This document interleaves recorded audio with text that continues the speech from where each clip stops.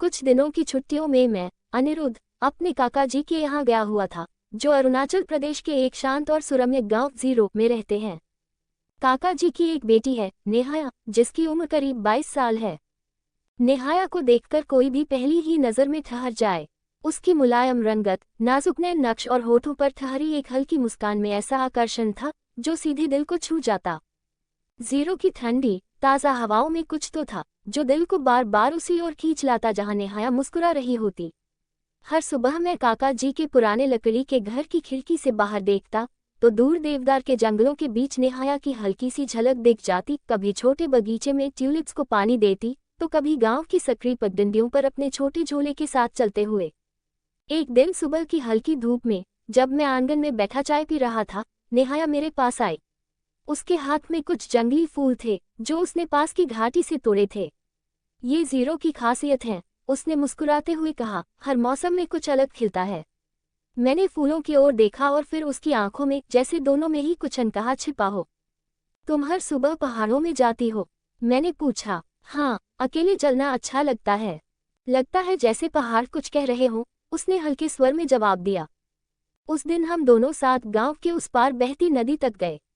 रास्ते में उसने मुझे पहाड़ों की कहानियां सुनाई, कभी अपने दादी से सुनी हुई तो कभी खुद गढ़ी हुई। उसकी बातों में एक मासूम सी कल्पनाशीलता थी जो किसी भी सधे हुए लेखक को मात दे सकती थी। नदी किनारे बैठकर उसने मुझे बताया कि उसे चित्र बनाना बहुत पसंद है। मैं जो महसूस करती हूँ वो शब्दों से ज्यादा रंगों में उभरता है, उसने कहा। उस शाम उसने मुझे अपनी स्केचबुक दिखाई। हर पन्ने पर जीरो की घाटियां, जंगल, फूल और एक पन्ने पर मेरी तस्वीर जैसी कोई आकृति थी जो मेरी तरफ पीठ किए खड़ी थी और सामने पहाड़ फैले थे। ये कौन है? मैंने मुस्कुराते हुए पूछा। उसने हल्के से कहा, शायद कोई ऐसा जो पहाड़ों में कुछ ढूंढ रहा है, खुद को या किसी को। उस रात नींद जैसे पहाड़ों की कहानियों में खो गई। अगले कुछ दिनों में मेरी और नेहाया की बातचीतों का दायरा बढ़ता गया। कभी उसके पसंदीदा रंगों की बात होती, कभी मेरे शहर की उलझनों की। वह पहाड़ों की तरह शांत और गहरी थी और मैं जैसे उसके इस संसार का बाहरी पर धीरे धीरे रंगों में घुलता हुआ एक रेखाचित्र। एक दिन उसने बताया कि गांव में जल्द ही म्योकू उत्सव मनाया जाने वाला है।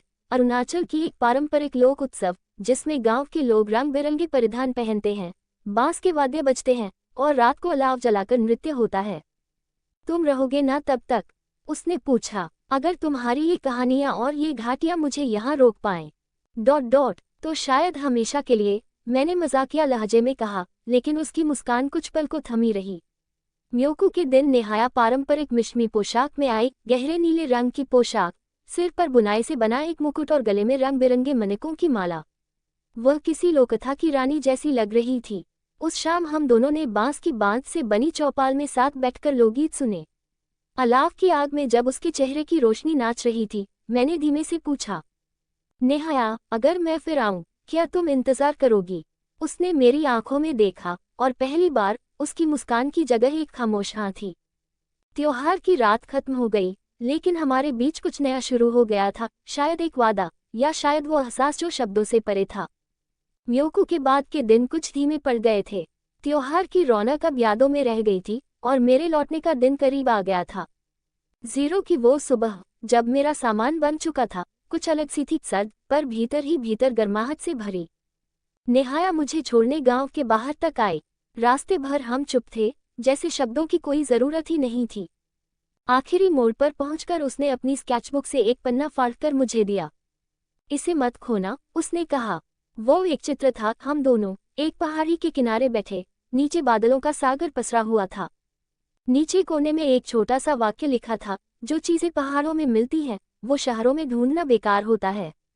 मैंने कुछ कहने की कोशिश की, लेकिन आवाज कहीं भीतर अटक गई। बस सिर झुकाकर विदा ली और शहर की बस में चढ़ गया। शहर लौटकर जिंदगी फिर वही तेज हो गई, कार्यालय, ट्रैफिक, मोबाइल की स्क्रीन और थकती सांसें। लेकिन हर रात वो स्केचबुक का पन्ना, वो मुस्कान और वो घाटियां आंखों के सामने घूम जाती। महीने बीतते गए। एक दिन अचानक नेहाया का एक संदेश आया, गर्मी की छुट्टियों में जीरो में एक आर्ट एग्जीबिशन है, सोच रही हूँ क्या कोई आएगा उसे देखने। दिल धड़क उठा। मैंने जवाब दिया, इस बार सिर्फ देखने नहीं, साथ चलने आया हूँ। वो गर्मियों की सुबह जब मैं दोबारा जीरो पहुंचा, वही पुराना लकड़ी का घर, वही पहाड़ और दरवाजे पर खड़ी नेहाया। इस बार उसकी मुस्कान में इंतजार नहीं, अपनापन था। नेहाया ने आर्ट एग्जीबिशन एक पुरानी मोनास्ट्री में लगाई थी, जो अब गांव की सांस्कृतिक विरासत के रूप में विकसित की जा रही थी। उसकी पेंटिंग्स में सिर्फ रंग नहीं थे, हर स्ट्रोक में जीरो की आत्मा थी। घाटियों की चुप्पी, नदियों का संगीत और उन गलियों की कहानियां जहां हम साथ चले थे। एग्जीबिशन खत्म होने के बाद हम दोनों उसी पहाड़ी पर बैठे जहां पहली बार नेहाया ने मुझे अपने रंगों की दुनिया में झांकने दिया था। तुम यहीं रह जाओ, उसने धीरे से कहा। मैंने उसकी ओर देखा, उसकी आंखों में डर नहीं था, सिर्फ एक सच्ची उम्मीद थी। रह जाऊंगा, लेकिन खाली हाथ नहीं, साथ कुछ लाना होगा, मैंने मुस्कुराते हुए जवाब दिया। अगले कुछ महीनों में मैंने शहर की नौकरी छोड़ दी, अपने फोटोग्राफी के शौक को एक उद्देश्य में बदला। हम दोनों ने मिलकर रंग और रोशनी नाम का एक छोटा कलागृह खोला, जहां नेहाया पेंटिंग सिखाती और मैं लोक जीवन की तस्वीरें लेकर उन्हें कहानियों में बदलता। गांव के बच्चे वहां आते, पहाड़ों के गीत सीखते, मिट्टी से मूर्तियां बनाते और नेहाया से रंगों की भाषा समझते। धीरे धीरे वो कलागृह एक सांस्कृतिक केंद्र बन गया, जहां लोग न केवल आकर कुछ सीखते थे, बल्कि अपनी जड़ों से फिर जुड़ते थे। एक साल बाद गांव के उसी चौपाल में, उसी अलाव के सामने, जब म्योकू फिर से आया, नेहाया और मैं पारंपरिक पोशाकों में थे। इस बार वो मेरा हाथ थामे हुए थी और हमारे चारों ओर नाचते बच्चे, गाते बुजुर्ग और मुस्कराती वादियां थीं। उस रात उसने फिर एक स्केचबुक का पन्ना मुझे दिया। इस बार कोने में लिखा था, जो चीजें पहाड़ों में मिलती हैं वो अब मेरी जिंदगी में भी है, तुम्हारे साथ। 20 साल बाद जीरो अब पहले से थोड़ा बदल गया है। सड़कें बेहतर हुई हैं, इंटरनेट आ गया है, लेकिन पहाड़ों की खामोशी और हवाओं का स्वाद अब भी वैसा ही है। नेहाया और मैं अब भी उसी लकड़ी के घर में रहते हैं। हमें अब गांव वाले नेहाया दीदी और अनिरुद्ध भैया कहकर बुलाते हैं। हमारा कलागृह अब एक स्थायी सांस्कृतिक विद्यालय बन चुका है, नेहा अनिरुद्ध कला आश्रम। पूरे पूर्वोत्तर से बच्चे वहां सीखने आते हैं, रंग, रेखा, संगीत और कहानियां। एक दिन शाम को जब धूप पहाड़ों के पीछे छिपने लगी, नेहाया पुराने स्केचबुक के पन्ने पलट रही थी। हर पन्ने में बीते सालों की कोई न कोई याद बसी थी। पहली मुलाकात, नदी के किनारे की बातचीत, वो म्योकू की रात और हमारा छोटा सा घर। सोचो अनिरुद्ध, उसने कहा, अगर तुम उस दिन वापस नहीं आते तो क्या होता? मैंने मुस्कुराकर उसका हाथ पकड़ा। शायद तब ये सारी तस्वीरें अधूरी रह जाती, और मैं भी। उसने एक आखिरी स्केच निकाला, हम दोनों उम्रदराज बगीचे में बैठकर चाय पीते हुए। पीछे पहाड़, फूल और हमारी कलाशाला के बच्चे खेलते हुए। कोने में लिखा था, कुछ रिश्ते वक्त से नहीं, एहसास से बनते हैं, और वो हर मौसम में रंग बदलते हैं, पर मिटते नहीं। उस दिन अलाव फिर जला। बच्चे हमारे चारों ओर इकट्ठा हुए। एक छोटा बच्चा बोला, दादी नेहाया, आप और अनिरुद्ध दादा की कहानी सच में हुई थी ना? नेहाया ने मुस्कुराकर उसकी नन्ही उंगलियों में ब्रश थमाया। हाँ, और अब आगे की कहानी तुम लोग लिखोगे, रंगों से, सपनों से। और इस तरह पहाड़ों की वो कहानी, जो एक छुट्टी से शुरू हुई थी, अब एक विरासत बन चुकी थी। नेहाया और मैं अब ज्यादा वक्त घर के पिछवाड़े बगीचे में बिताते हैं। हमारे बालों में चांदी उतर आई है, लेकिन आंखों में अब भी वैसी ही चमक है, जैसे किसी रंग से भरी सुबह हो। हमारा पोता आरव अब 17 साल का हो चुका है। वह शहर के बड़े स्कूल में पढ़ता है, लेकिन हर गर्मी की छुट्टियों में जीरो आता है, जैसे कोई पक्षी अपने घोंसले में लौटता है। आरव की रुचि कहानी कहने में है। वह नहीं पेंट करता है और नहीं गाता, लेकिन शब्दों से चित्र बना लेता है। एक दिन वह मेरे पास आया और बोला, दादू, मैं आप और दादी की कहानी पर एक फिल्म बनाना चाहता हूँ, ताकि दुनिया जाने कि पहाड़ों में सिर्फ हरियाली ही नहीं, कहानियां भी उगती हैं। मैं मुस्कुराया। उसकी आंखों में वही जिज्ञासा थी जो कभी मेरी थी, जब मैं पहली बार जीरो आया था। नेहाया ने उसे वो पहली स्केचबुक सौंपी, जिसमें हमारी शुरुआत दर्ज थी। इसमें जो अधूरी बातें हैं, उन्हें तुम पूरा करना, उसने कहा। कुछ महीनों बाद दिल्ली के एक युवा फिल्म फेस्टिवल में आरव की फिल्म दिखाई गई। रंगों के पीछे पहाड़, एक कहानी दो दिलों की, एक घाटी की, और उन रंगों की जो समय की सीमाओं को लांघ जाते हैं। फिल्म खत्म होते ही हॉल में सन्नाटा छा गया, फिर तालियों की गूंज और एक लंबा खामोश सम्मान। नेहाया की आंखों में आंसू थे, गर्म, नम, लेकिन सुकून भरे। आज जीरो के वही पुराने चौपाल में एक नई दीवार बनी है, जिस पर आरव की फिल्म का एक दृश्य चित्रित है, जहां दो बुजुर्ग हाथों में ब्रश थामे एक स्केचबुक में नई कहानी लिख रहे हैं। उसके नीचे लिखा है, जहां रंग थमते हैं, वहीं से कहानी शुरू होती है। कई साल बाद जीरो की घाटियों में अब भी सुबह वैसी ही होती है, मन सूरज, ओस की बूंदें और हवा में बांसुरी सी खामोशी। नेहाया अब इस दुनिया में नहीं है। वो कुछ बरस पहले चली गई, शांत, मुस्कुराते हुए, एक आखिरी चित्र बनाते हुए जिसमें सिर्फ बादल थे और एक खुला द्वार। उसके जाने के बाद मैंने कुछ दिन चुप्पी ओढ़े रखी, लेकिन धीरे धीरे मैंने वो काम फिर से उठाया जो हमारा साझा सपना था, रंगों से कहानियां गढ़ना। अब मैं ज्यादातर वक्त बच्चों को लिखना सिखाता हूँ। उन्हें बताता हूँ कि हर पंक्ति, हर रंग, हर मौन भी एक भाषा है। मेरी कक्षा में एक दीवार है जिस पर नेहाया की आखिरी पेंटिंग टंगी है, बिना किसी कैप्शन के, क्योंकि कुछ भावनाएं शब्दों से परे होती हैं। एक दिन आरव फिर जीरो आया। अब वो एक लेखक है, कई भाषाओं में अनुवादित उपन्यासों का लेखक। वो मेरे पास बैठा, उसी बगीचे में जहां कभी नेहाया और मैं चाय पीते थे। दादू, उसने कहा, मैं अब आपकी और दादी की पूरी कहानी किताब में पिरोना चाहता हूँ, एक सच्चा उपन्यास। मैंने मुस्कुराकर उसकी ओर देखा, तो आखिरी पन्ना किसका होगा? उसने कहा, शायद किसी नया अनिरुद्ध या नेहाया का, जो ये कहानी पढ़ेगा और पहाड़ों की ओर चल देगा किसी और स्केचबुक को पूरा करने। आज मैं धीरे धीरे लिख रहा हूँ, नेहाया की पुरानी स्केचबुक के बगल में बैठकर। कागज पर शब्द गिरते हैं जैसे झरने की बूंदें। कुछ पन्ने अधूरे छोड़ देता हूँ, शायद कोई और आएगा उन्हें भरने। अंतिम दृश्य, पहाड़, एक सुबह और एक नई स्केचबुक। जीरो की घाटियों में फिर से वसंत आया है। ट्यूलिप फिर से खिले हैं और हवा में हल्की सी लकड़ी की खुशबू है, जैसे कोई पुरानी याद दरवाजा खटखटा रही हो। अनिरुद्ध अब बहुत कम बोलते हैं, लेकिन उनकी आंखें अब भी चमकती हैं। उन्होंने अपनी और नेहाया की पुरानी स्केचबुक को एक बक्से में सहेज कर रख दिया है और उस पर लिखा है, कहानी पहाड़ों के रंग में। एक शाम, गांव का एक छोटा लड़का ईशान कलाशाला की लाइब्रेरी में वो बक्सा खोलता है। वह पहली बार स्केचबुक के पन्ने पलटता है। हर चित्र, हर पंक्ति उसके मन में कुछ नया जगाती है। वह भागकर अनिरुद्ध के पास आता है और कहता है, दादाजी, क्या मैं भी एक कहानी शुरू कर सकता हूँ? अनिरुद्ध उसके सिर पर हाथ रखकर कहते हैं, जरूर बेटा, लेकिन याद रखना, कहानी वहां से शुरू होती है जहां दिल पहली बार रुकता है। ईशान मुस्कुराता है, एक नया सफेद कागज खोलता है और पहला शब्द लिखता है, कुछ दिनों की छुट्टियों में मैं गया था जीरो। उस दिन पहाड़ों ने फिर से एक कहानी अपने भीतर बसा ली, क्योंकि नेहाया और अनिरुद्ध अब सिर्फ नाम नहीं थे, वे हर उस इंसान की प्रेरणा बन चुके थे जो रंगों से, शब्दों से या बस एक छोटी सी मुस्कान से दुनिया को थोड़ा और सुंदर बनाना चाहता है। अगला अध्याय, घाटियों से बाहर की उड़ान। आरव की फिल्म ने जब देश भर में पहचान पाई, तो कुछ संस्थाएं और विश्वविद्यालयों ने जीरो के नेहाया आनंद केंद्र को संपर्क किया। वे चाहते थे कि इस मॉडल को पूरे भारत के दूर दराज इलाकों में दोहराया जाए, जहां संस्कृति बिखर रही है पर बच्चों की आंखों में अब भी रंग बाकी हैं। अनिरुद्ध ने पहले तो झिझक के साथ सोचा, पर एक दिन नेहाया की पुरानी डायरी के पन्नों में एक नोट मिला, अगर किसी दिन मेरी कला की जड़ें कहीं और भी फैल सके तो वो असली फूल होंगे। बस उसी शाम अनिरुद्ध ने फैसला कर लिया। अब वे जीरो छोड़कर नहीं गए, पर वहां से कहानियां, शिक्षण मॉड्यूल, बच्चों की चित्रित किताबें, लोक कथाओं की रिकॉर्डिंग और आरव की मदद से डिजिटल पाठ्यक्रम तैयार करवाने लगे। इस कार्यक्रम का नाम रखा गया रंग यात्रा, एक यात्रा जहां कला, संस्कृति और आत्मा की जड़ें मिलती हैं। देश के हर कोने से बच्चे, शिक्षक, कलाकार और उत्साही लोग जीरो आने लगे। अब ये सिर्फ एक गांव नहीं रहा, बल्कि एक आध्यात्मिक और सांस्कृतिक अनुभव बन चुका था। अनिरुद्ध हर आगंतुक से एक ही सवाल पूछते थे, क्या तुम्हारी कोई कहानी है जो अब तक किसी ने सुनी नहीं? और फिर वो उन्हें नेहाया की स्केचबुक में से एक खाली पन्ना देते, इसे भरो और जब लौटो तो साथ एक नया पन्ना ले आना। नए कदम, ईशान की यात्रा।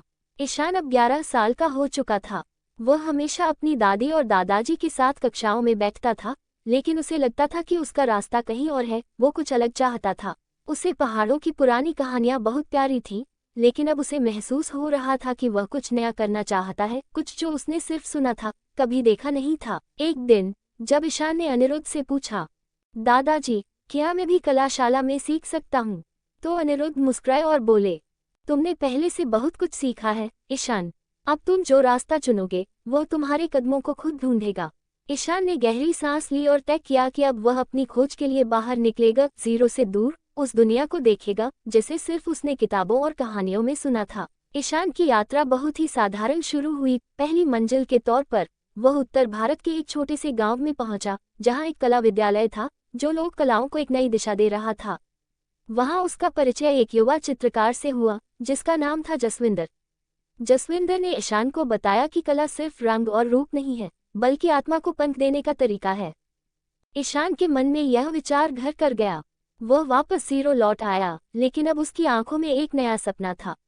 अब वह न केवल जीरो की कला का हिस्सा बनना चाहता था, बल्कि दुनिया भर के कलाकारों और बच्चों को इस रास्ते पर चलने के लिए प्रेरित करना चाहता था। फिर एक दिन उसने दादाजी से पूछा, दादाजी, क्या आप नहीं चाहते कि हमारी कला का संदेश दुनिया तक पहुंचे? अनिरुद्ध ने उसकी आंखों में देखा और कहा, दुनिया तक तो कला पहुंचती ही है ईशान, लेकिन अगर हम अपनी जड़ें न भूलें तो वो संदेश हमेशा सच्चा रहेगा। तुम्हें जो करना है उसे सच्चे दिल से करो, और याद रखो, रंग केवल आंखों से नहीं, दिल से भी देखे जाते हैं। इस संवाद के बाद ईशान ने तय किया कि अब वह अपनी यात्रा पर जाएगा, दुनिया भर के शहरों और गांवों में जाकर रंग यात्रा के तत्वों को फैलाएगा। उसने कला और आत्मा नामक एक पुस्तक लिखने की भी शुरुआत की, जिसमें उसकी यात्रा, उसकी सीख और जीरो की कला का असर था। वह चाहता था कि एक दिन, जैसे नेहाया और अनिरुद्ध ने उसे प्रेरित किया था, वह भी किसी और को प्रेरित कर सके। कुछ सालों बाद ईशान ने अपनी यात्रा पूरी की और दुनिया के सबसे बड़े कला विद्यालयों में से एक में एक कार्यशाला आयोजित की। वहां उसने रंगों से कहानियां नामक अपनी पहली प्रदर्शनी लगाई। प्रदर्शनी में उसने वह सब कुछ प्रदर्शित किया जो उसने सीखा था, लोक कला, पहाड़ों के चित्र और एक विचार जो उसने किताबों और दादी दादाजी की कहानियों से लिया था। प्रदर्शनी में लगे चित्रों के नीचे यही वाक्य लिखा था, कला सिर्फ चित्र नहीं, एक यात्रा है जो दिल से शुरू होकर दुनिया तक पहुंचती है। ईशान की यह प्रदर्शनी दुनिया भर में प्रसिद्ध हुई और उसने अपनी कला के माध्यम से जीरो की विरासत को, अपनी जड़ों को और उन सपनों को जो कभी अनिरुद्ध और नेहाया ने उसे दिखाए थे, एक नई ऊंचाई दी। नए कदम, ईशान की यात्रा। ईशान अब 11 साल का हो चुका था। वह हमेशा अपनी दादी और दादाजी के साथ कक्षाओं में बैठता था, लेकिन उसे लगता था कि उसका रास्ता कहीं और है, वो कुछ अलग चाहता था। उसे पहाड़ों की पुरानी कहानियां बहुत प्यारी थीं, लेकिन अब उसे महसूस हो रहा था कि वह कुछ नया करना चाहता है, कुछ जो उसने सिर्फ सुना था, कभी देखा नहीं था। एक दिन जब ईशान ने अनिरुद्ध से पूछा, दादाजी, क्या मैं भी कलाशाला में सीख सकता हूँ? तो अनिरुद्ध मुस्कुराए और बोले, तुमने पहले से बहुत कुछ सीखा है ईशान, अब तुम जो रास्ता चुनोगे वो तुम्हारे कदमों को खुद ढूंढेगा। ईशान ने गहरी सांस ली और तय किया कि अब वह अपनी खोज के लिए बाहर निकलेगा, जीरो से दूर, उस दुनिया को देखेगा जिसे सिर्फ उसने किताबों और कहानियों में सुना था। ईशान की यात्रा बहुत ही साधारण शुरू हुई। पहली मंजिल के तौर पर वह उत्तर भारत के एक छोटे से गांव में पहुंचा, जहां एक कला विद्यालय था जो लोक कलाओं को एक नई दिशा दे रहा था। वहां उसका परिचय एक युवा चित्रकार से हुआ जिसका नाम था जसविंदर। जसविंदर ने ईशान को बताया कि कला सिर्फ रंग और रूप नहीं है, बल्कि आत्मा को पंख देने का तरीका है। ईशान के मन में यह विचार घर कर गया। वह वापस जीरो लौट आया, लेकिन अब उसकी आंखों में एक नया सपना था। अब वह न केवल जीरो की कला का हिस्सा बनना चाहता था, बल्कि दुनिया भर के कलाकारों और बच्चों को इस रास्ते पर चलने के लिए प्रेरित करना चाहता था। फिर एक दिन उसने दादाजी से पूछा, दादाजी, क्या आप नहीं चाहते कि हमारी कला का संदेश दुनिया तक पहुंचे? अनिरुद्ध ने उसकी आंखों में देखा और कहा, दुनिया तक तो कला पहुंचती ही है ईशान, लेकिन अगर हम अपनी जड़ें न भूलें तो वो संदेश हमेशा सच्चा रहेगा। तुम्हें जो करना है उसे सच्चे दिल से करो, और याद रखो, रंग केवल आंखों से नहीं, दिल से भी देखे जाते हैं। इस संवाद के बाद ईशान ने तय किया कि अब वह अपनी यात्रा पर जाएगा, दुनिया भर के शहरों और गांवों में जाकर रंग यात्रा के तत्वों को फैलाएगा। उसने कला और आत्मा नामक एक पुस्तक लिखने की भी शुरुआत की, जिसमें उसकी यात्रा, उसकी सीख और जीरो की कला का असर था। वह चाहता था कि एक दिन, जैसे नेहाया और अनिरुद्ध ने उसे प्रेरित किया था, वह भी किसी और को प्रेरित कर सके। कुछ सालों बाद ईशान ने अपनी यात्रा पूरी की और दुनिया के सबसे बड़े कला विद्यालयों में से एक में एक कार्यशाला आयोजित की। वहां उसने रंगों से कहानियां नामक अपनी पहली प्रदर्शनी लगाई। प्रदर्शनी में उसने वह सब कुछ प्रदर्शित किया जो उसने सीखा था, लोक कला, पहाड़ों के चित्र और एक विचार जो उसने किताबों और दादी दादाजी की कहानियों से लिया था। प्रदर्शनी में लगे चित्रों के नीचे यही वाक्य लिखा था, कला सिर्फ चित्र नहीं, एक यात्रा है जो दिल से शुरू होकर दुनिया तक पहुंचती है। ईशान की यह प्रदर्शनी दुनिया भर में प्रसिद्ध हुई और उसने अपनी कला के माध्यम से जीरो की विरासत को, अपनी जड़ों को और उन सपनों को जो कभी अनिरुद्ध और नेहाया ने उसे दिखाए थे, एक नई ऊंचाई दी। नवीनता की ओर ईशान का आंतरिक परिवर्तन। ईशान का कला का सफर धीरे धीरे एक गहरी खोज में बदल गया। पहले वह बस चित्रों और रंगों के जरिए दुनिया को समझने की कोशिश करता था, लेकिन अब उसकी आंखों में एक नई रोशनी थी। वह जानने लगा था कि कला सिर्फ बाहर की दुनिया को नहीं, बल्कि भीतर की दुनिया को भी उजागर करती है। एक दिन जब वह अपनी यात्रा के दौरान एक छोटे से गांव में रुका था, वहां उसे एक साधु से मिलकर बहुत कुछ समझने को मिला। साधु ने उसे बताया, तुम रंगों के माध्यम से सिर्फ दृश्य नहीं बदलते, तुम तो आध्यात्मिक दृश्य को भी ढालते हो। सच में, जब तुम अपने भीतर की जड़ें समझने लगते हो, तभी कला सच्ची रूप से फैलने लगती है। ईशान ने यह बात अपने मन में गहराई से बिठा ली। वह जानने लगा कि जीवन और कला का असली उद्देश्य एक दूसरे को समझना और महसूस करना है, न कि सिर्फ दिखाना। कुछ महीने बाद ईशान ने तय किया कि वह जीरो वापस लौटेगा, लेकिन इस बार वह सिर्फ शारीरिक रूप से नहीं, बल्कि आध्यात्मिक रूप से भी तैयार होकर लौटेगा। उसकी यात्रा ने उसे एक गहरी शांति दी थी। अब वह अपने आप में एक बदलाव महसूस करने लगा था। वह अपने दादाजी और दादी की यादों में खोने के बजाय अब उनकी उस शिक्षा को अपने जीवन में उतारने की कोशिश कर रहा था, जिसे वे हमेशा उसे सिखाते थे। कला का असली उद्देश्य केवल देखने तक सीमित नहीं होता, बल्कि जीने में होता है। जीरो लौटते वक्त ईशान ने गांव के बीच में एक बहुत बड़ा म्यूरल बनवाना शुरू किया। म्यूरल में उसने पहाड़ों, नदियों और उन सभी दृश्यावलोकनों को चित्रित किया जो उसने अपनी यात्रा में महसूस किए थे। लेकिन इसके अलावा उसने म्यूरल में उन भावनाओं और आध्यात्मिक अनुभवों को भी चित्रित किया जिन्हें वह अब समझ चुका था। म्यूरल के एक कोने में उसने वही वाक्य लिखा जो साधु ने उसे कहा था, कला केवल बाहर नहीं, भीतर से शुरू होती है। जब तुम अपने भीतर देखोगे तो रंग बाहर आकर दुनिया को बदलेंगे। अब ईशान का उद्देश्य सिर्फ एक कला प्रदर्शनी नहीं था, वह एक नई तरह की सोच और समझ को फैलाना चाहता था। उसने अपने चित्रों और म्यूरल के माध्यम से यह संदेश देने की कोशिश की कि कला और जीवन अलग नहीं है, बल्कि एक ही प्रक्रिया का हिस्सा है। वह चाहता था कि लोग अपनी जड़ों को समझें, अपनी संस्कृति को अपनाएं और अपने भीतर की आंतरिक दुनिया को जानें। उसका नया मिशन था कला के माध्यम से आत्मज्ञान और दुनिया में बदलाव लाना। कुछ समय बाद जब वह एक अंतर्राष्ट्रीय कला समारोह में शामिल हुआ, तो उसके साथ बहुत से कलाकार और विचारक भी आए। इस समारोह के दौरान ईशान ने अपनी कला के नए रूप को प्रस्तुत किया और बताया कि कला सिर्फ बाहरी व्यक्तित्व को नहीं, बल्कि आध्यात्मिक विकास को भी दर्शाती है। वह अब जानता था कि रंग केवल आंखों को आकर्षित नहीं करते, बल्कि दिल को जागरूक करते हैं।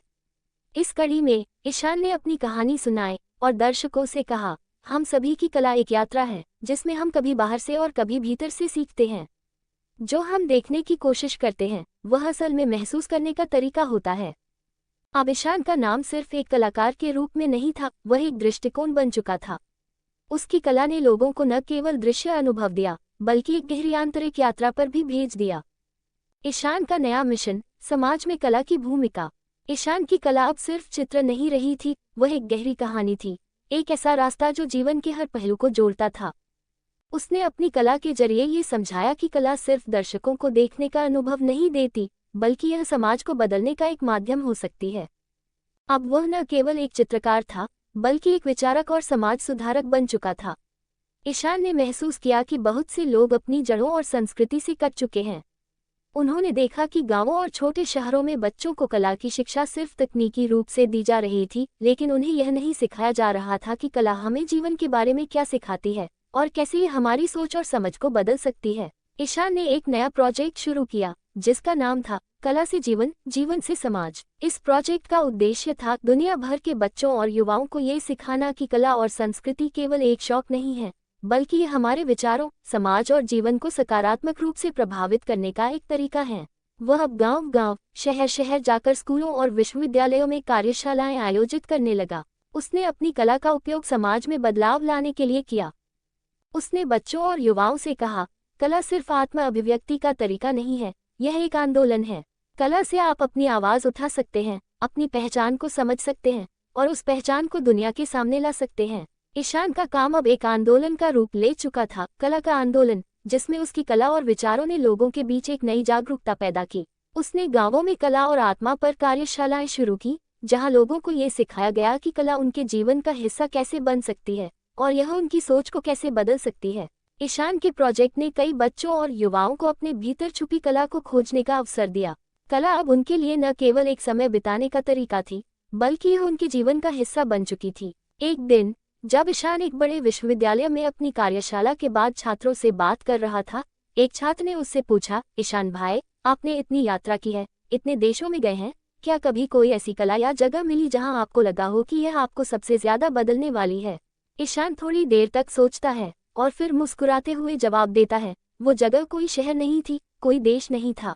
वह जीरो था, वही जगह जहाँ मेरे दादी दादाजी ने मुझे सिखाया था कि कला सिर्फ बाहर नहीं बल्कि भीतर से भी आनी चाहिए। वहाँ मैंने जाना कि असली यात्रा हमारी जड़ों से शुरू होती है और हर कदम हमें हमें अपने भीतर की दुनिया को समझने के लिए प्रेरित करता है।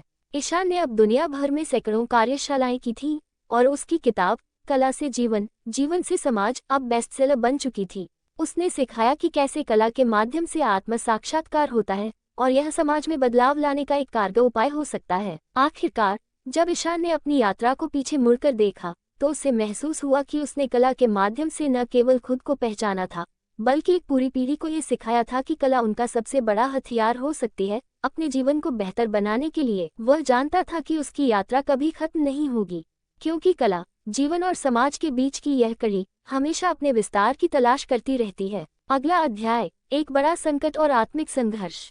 ईशान की दुनिया अब पूरी तरह से बदल चुकी थी। उसकी कार्यशालाएं, किताबें और चित्रों ने उसे एक नई पहचान दी थी। वह अब केवल एक कलाकार नहीं बल्कि एक वैश्विक प्रेरणा बन चुका था। लेकिन एक दिन जब वह अपने एक महत्वपूर्ण प्रोजेक्ट पर काम कर रहा था, उसे यह महसूस हुआ कि वह अब वास्तव में अपनी आत्मा से जुड़ा नहीं है।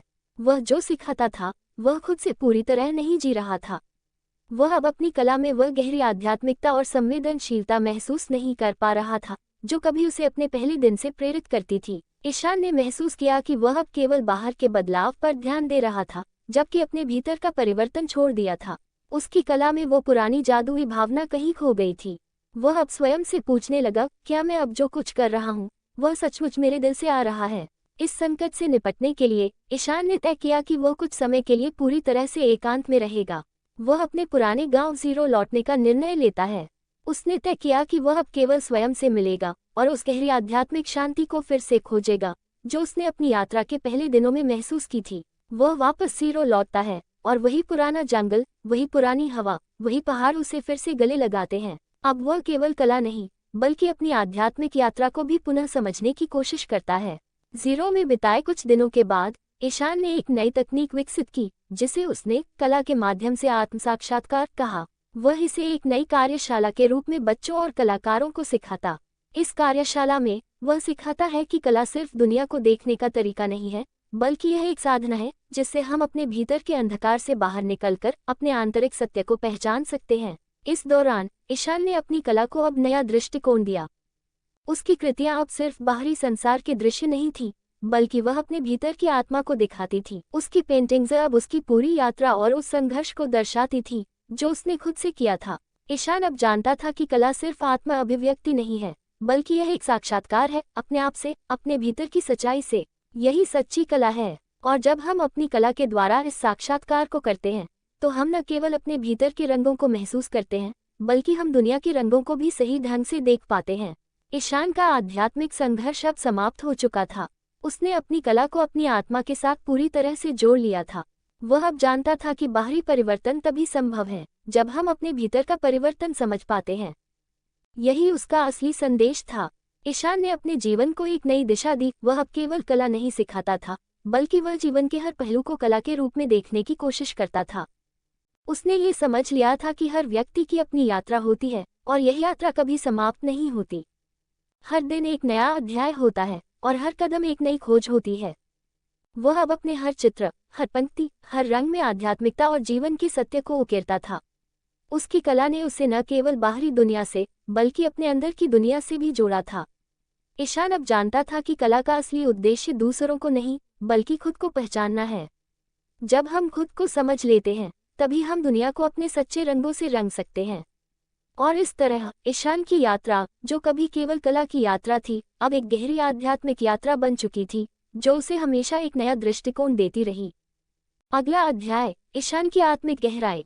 ईशान ने जीरो में बिताए उन दिनों के दौरान महसूस किया कि अब तक वह सिर्फ अपनी कला में बाहरी दुनिया की सुंदरता और रंगों को पकड़ने की कोशिश कर रहा था, लेकिन अंदर की दुनिया को समझने की कोशिश में वह कहीं खो गया था।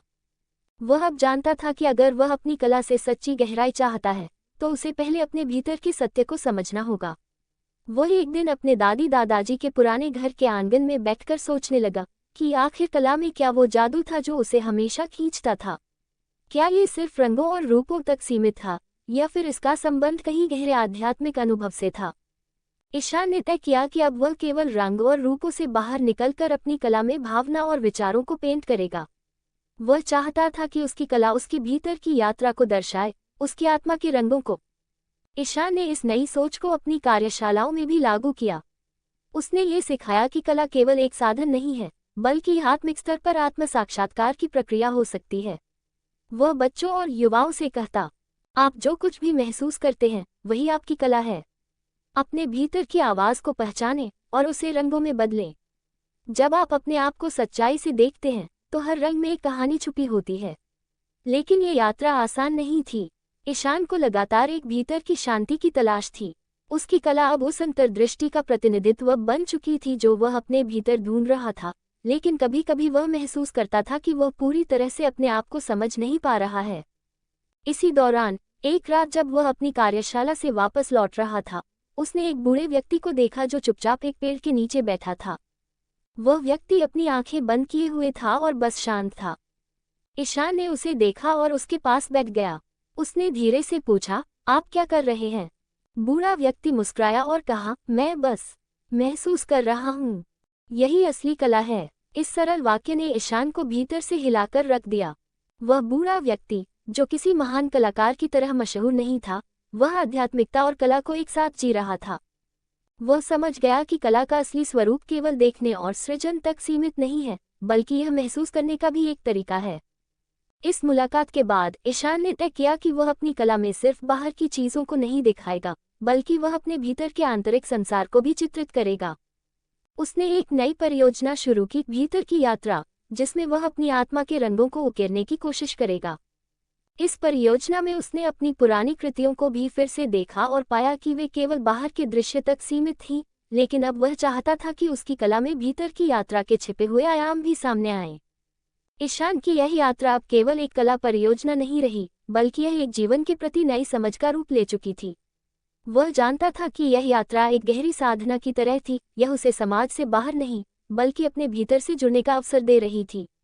उसने अपनी कार्यशालाओं में यह विचार शामिल किया कि कला का असली उद्देश्य किसी बाहरी दुनिया को सिर्फ सजाना नहीं है, बल्कि आत्म साक्षात्कार और मानसिक शांति को बढ़ावा देना है। अब उसने ये सिखाना शुरू किया कि आत्मा अभिव्यक्ति से कहीं ज्यादा, यह एक साधना है, एक आध्यात्मिक प्रक्रिया। समाप्ति का नया मोड़, ईशान का सत्य। कुछ समय बाद ईशान ने अपनी कला का नया संग्रह तैयार किया और उसे एक बड़े आध्यात्मिक कला सम्मेलन में प्रस्तुत किया। वहाँ उसने दुनिया भर के कला प्रेमियों, कलाकारों और विचारकों से कहा, हमेशा याद रखें, कला केवल एक माध्यम नहीं है, बल्कि यह एक यात्रा है, हमारी आत्मा की यात्रा। जब हम कला में अपने भीतर की आवाज़ को सुनने लगते हैं, तभी हम सच्चे कलाकार बनते हैं। कला हमें हमारे भीतर के अंधकार और प्रकाश दोनों से मिलाती है, और जब हम इसे सही रूप से समझते हैं, तो यह न केवल हमें, बल्कि समाज को भी सच्चाई की दिशा में मार्गदर्शन करती है। इस सम्मेलन में ईशान ने भीतर की यात्रा को और गहरे तरीके से साझा किया।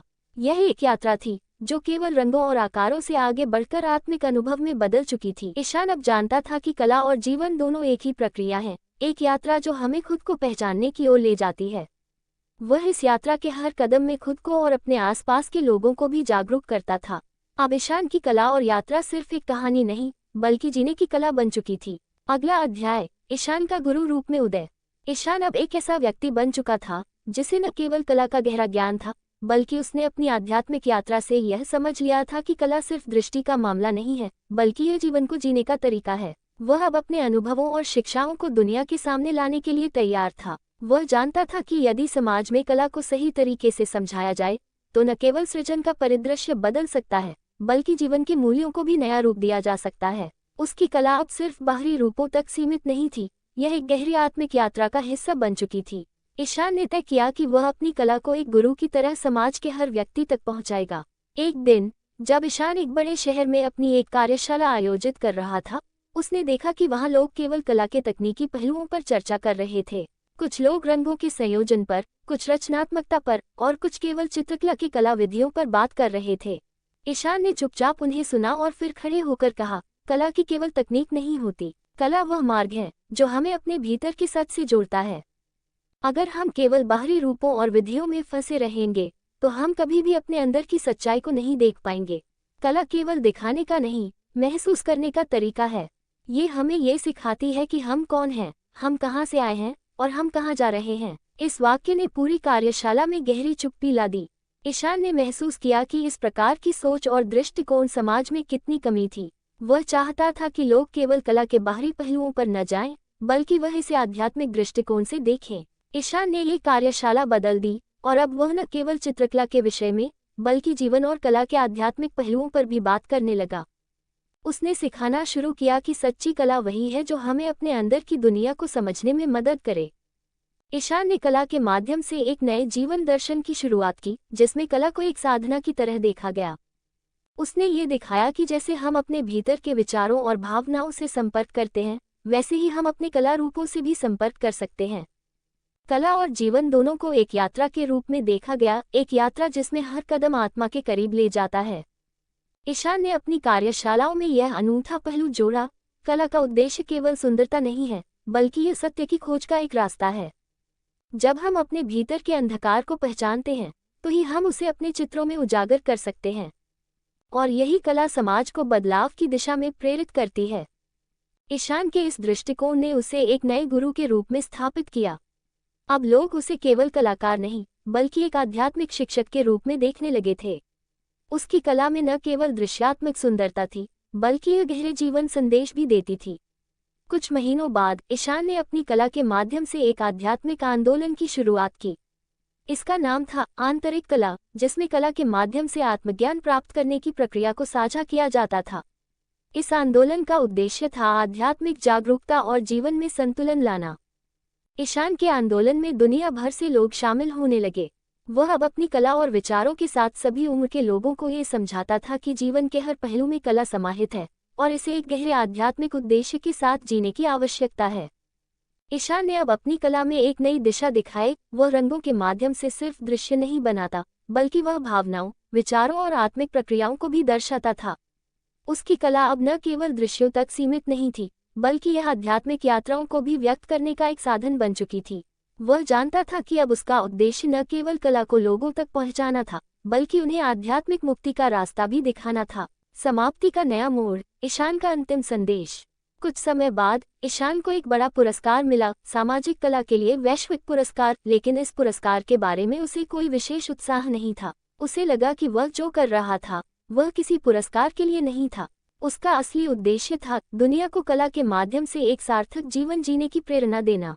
अंत में ईशान ने एक कार्यक्रम में अपने सभी अनुयायियों और समर्थकों से यह कहा, मैंने हमेशा यह महसूस किया कि कला केवल एक रूप नहीं है, बल्कि ये जीवन की एक गहरी समझ है। जब आप अपनी कला को सच्चाई से जोड़ते हैं, तो वह कला आपके भीतर के एक आध्यात्मिक सत्य को उजागर करती है। जीवन भी एक कला है, और जब आप उसे अपने अंदर से महसूस करते हैं, तो हर कदम एक गहरी रचना बन जाता है। ईशान की यह यात्रा अब पूरी हो चुकी थी, लेकिन उसकी कला और विचार हमेशा लोगों के दिलों में जीवित रहेंगे, क्योंकि उसने कला और जीवन के बीच के इस अदृश्य संबंध को उजागर किया था। ईशान का संदेश सरल था, जब आप अपने भीतर की यात्रा करते हैं, तो वह कला आपको बाहर की दुनिया को भी नया रूप देती है। अंतिम अध्याय, ईशान की पूर्णता। ईशान की यात्रा अब अपने अंतिम मोड़ पर पहुंच चुकी थी। जब उसने अपने जीवन के इस अध्याय को देखा, तो उसे यह महसूस हुआ कि उसने जो कुछ भी किया, वह केवल अपनी आत्मा को समझने और उसे स्वयं के साथ जोड़ने के लिए था। कला की दुनिया अब केवल रंग और रूपों से परे थी। यह एक गहरी आध्यात्मिक साधना बन चुकी थी, जो ईशान के भीतर से बाहर की दुनिया को नया रूप देती थी। अब ईशान ने समाज के सामने एक गहरी सोच रखी थी। कला सिर्फ उस सत्य का मार्ग नहीं है जो हमें दिखाई देता है, बल्कि यह उस आध्यात्मिक सत्य को भी उजागर करती है जो हमारे भीतर है। और यही सत्य था जो ईशान ने अपने जीवन में साकार किया। ईशान अब जानता था कि कला केवल एक माध्यम है, लेकिन आत्मज्ञान और आध्यात्मिक अनुभव ही उसका असली उद्देश्य था। वह किसी पुरस्कार या नाम की तलाश में नहीं था। उसकी कला और कार्यशालाएं अब समाज को एक जीवन संदेश दे रही थी। ये संदेश था आत्मा अभिव्यक्ति और संतुलित जीवन का। अब ईशान अपने एकांत में बैठकर उस साधना को याद करता था जो उसने जीरो के जंगलों में की थी। वह उस शांतिपूर्ण अवस्था को समझने की कोशिश करता था जो उसने हर दिन अपनी यात्रा में महसूस की थी। वह जानता था कि कला का असली रूप वही है जो हमें भीतर से बाहर तक ले जाता है, और यही वह गहरी सत्य की खोज थी जो हर व्यक्ति को अपने जीवन में करनी चाहिए। ईशान ने अब अपनी आखिरी प्रदर्शनी आयोजित की, आध्यात्मिक यात्रा, आत्मा के रंग। ये प्रदर्शनी न केवल कला का एक संग्रह थी, बल्कि वह ईशान की आध्यात्मिक और जीवन की दृष्टि का प्रतिबिंब थी। प्रदर्शनी में हर चित्र, हर रंग, हर रूप में ईशान ने उस सत्य को दर्शाया जो उसने अपनी यात्रा में महसूस किया था। प्रदर्शनी में उसने ये संदेश दिया, जब हम अपने भीतर की दुनिया से जुड़ते हैं तो हम बाहर की दुनिया को भी एक नई दृष्टि से देखते हैं। कला सिर्फ एक माध्यम है जो हमें अपने भीतर की यात्रा को समझने में मदद करती है। इस प्रदर्शनी के बाद ईशान ने तय किया कि वह अब अपनी यात्रा के इस हिस्से को समाप्त करेगा। वह जानता था कि जीवन एक निरंतर यात्रा है और उसकी यात्रा अब उसके भीतर थी। कला और जीवन को एक साथ जीते हुए उसने खुद को पूर्णता की ओर बढ़ते हुए पाया। ईशान ने अपने जीवन के अंतिम क्षणों में ये समझ लिया था कि दुनिया के लिए वह केवल एक कलाकार नहीं था, वह एक गुरु बन चुका था जो कला के माध्यम से आध्यात्मिक जागरूकता और जीवन का सही मार्ग दिखा रहा था। उसकी कला अब समाज को न केवल बाहरी सुंदरता बल्कि भीतर की गहरी शांति और सत्य का मार्ग भी दिखाती थी। अंत में ईशान ने एक पत्र लिखा जो उसकी पूरी यात्रा और विचारों का सार था। कला एक साधना है, ये केवल बाहरी दिखावा नहीं है। जब हम अपनी कला के माध्यम से अपने भीतर के सत्य को पहचानते हैं तो हम उसे न केवल अपनी जीवन यात्रा में बल्कि समाज में भी बदलते हुए देख सकते हैं। जीवन और कला दोनों एक साथ हैं, हमें केवल इस सत्य को महसूस करने की आवश्यकता है। ईशान ने ये पत्र अपनी सबसे करीबी दोस्त श्रेयाली को सौंपा जो उसके विचारों और यात्रा को हमेशा समझती थी।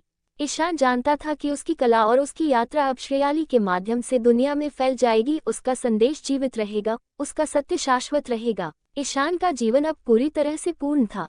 उसकी कला ने उसे स्वयं से जुड़ने का रास्ता दिखाया था और अब वह जानता था कि हर व्यक्ति के भीतर एक अनंत यात्रा है जिसे हमें केवल महसूस करना और जीना है। उसने जो कुछ भी सिखाया था वह केवल आध्यात्मिक जागरूकता और जीवन की कला के रूप में था और यही ईशान का असली उद्देश्य था। वह शांतिपूर्वक अपनी यात्रा पर आगे बढ़ा, अपनी आत्मा की गहराई में खोते हुए और जीवन के हर रंग को साकार करते हुए। उसकी कला अब पूरी दुनिया में फैल चुकी थी और उसका सत्य हमेशा के लिए जीवित था। निर्णय: ईशान की यात्रा एक साधारण कलाकार से एक गहरे आध्यात्मिक गुरु के रूप में परिवर्तित होने की कहानी है। ये केवल कला के माध्यम से आत्मा की सच्चाई की खोज नहीं है, बल्कि यह जीवन के उद्देश्य और सच्ची संतुष्टि की दिशा में एक गहरी साधना है। ईशान ने कला को केवल बाहरी सुंदरता से परे जाकर एक आध्यात्मिक साधना और आत्मा अभिव्यक्ति का रूप दिया। उसकी कला अब एक संदेश बन चुकी थी जो जीवन को एक गहरी आध्यात्मिक दृष्टि से देखने के लिए प्रेरित करती थी। ईशान का संदेश ये था कि कला केवल रूप और रंगों का खेल नहीं है, बल्कि यह हमारे भीतर की सच्चाई, हमारे आंतरिक संघर्षों और हमारे जीवन के उद्देश्यों को पहचानने का एक तरीका है। उसने दुनिया को ये सिखाया कि जब हम अपने भीतर की गहराई से जुड़ते हैं तो हम न केवल अपनी कला बल्कि अपने जीवन को भी सही दिशा में आकार दे सकते हैं।